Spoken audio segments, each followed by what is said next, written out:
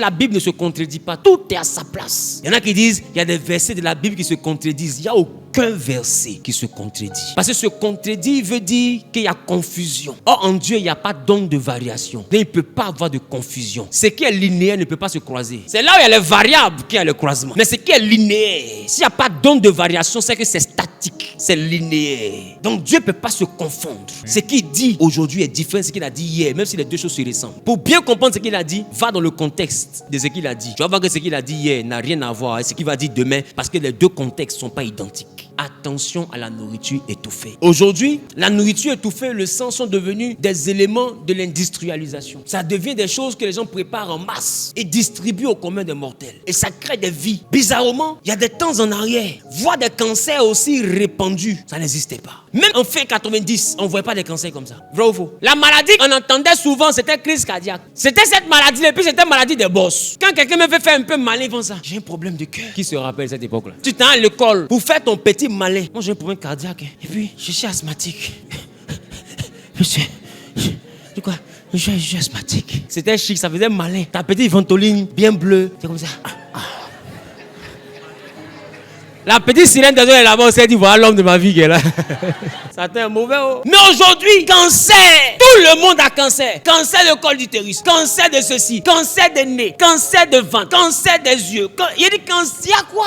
Les gars, mais remarquez, avant cette saison, et puis dans cette saison, qu'est-ce qui a vraiment changé dans les habitudes? C'est l'alimentation. Quand les histoires de poulet de chair ont commencé à rentrer, nous, c'est maintenant, c'est rentré. Mais c'était en Europe depuis. Vrai ou faux? Mais les maladies qu'on rencontre aujourd'hui beaucoup en Afrique, là, c'était les maladies d'où? De l'Europe.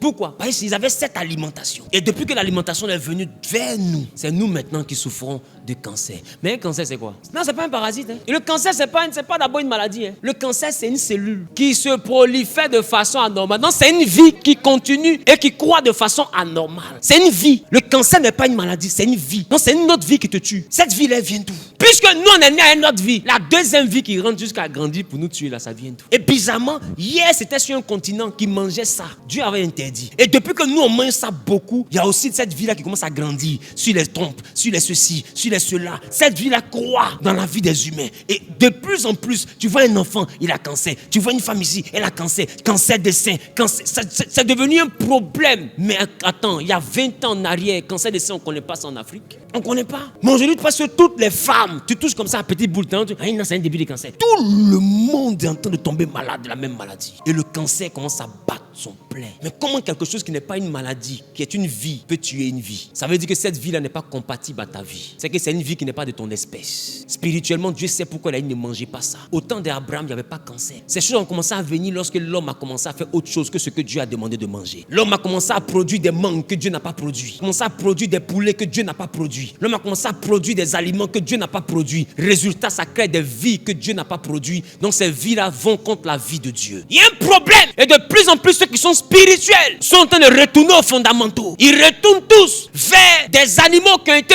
nourris avec lait verte bio. Qui c'est ça? Et ces gens de viande, ça coûte très cher maintenant. Ils retournent aux fondamentaux. Avant de manger mais la viande, ils vont demander comment il est nourri. On va aller voir l'élevage. Comment l'animal est géré. S'assurer que c'est naturel, c'est normal. C'est que ça correspond au standard divin, pas au standard humain. À défaut, ils sont tous végétariens. Ils ont abandonné viande carrément entre vos mains. Ils ont plongé dans papaye, légumes. Ils ne le font pas par hasard. C'est parce qu'ils savent que l'alimentation est à la base de beaucoup de maux. Et la Bible avait déjà dit, toute est verte sera votre nourriture. Et si vous voulez manger de la viande, mangez de la viande sans le sang. Dieu sait pourquoi il dit ça. Parce qu'il dit, à l'intérieur du sang, il y a la vie. Ça veut dire que l'animal dont tu manges le sang n'est pas mort. Il vit, mais en toi.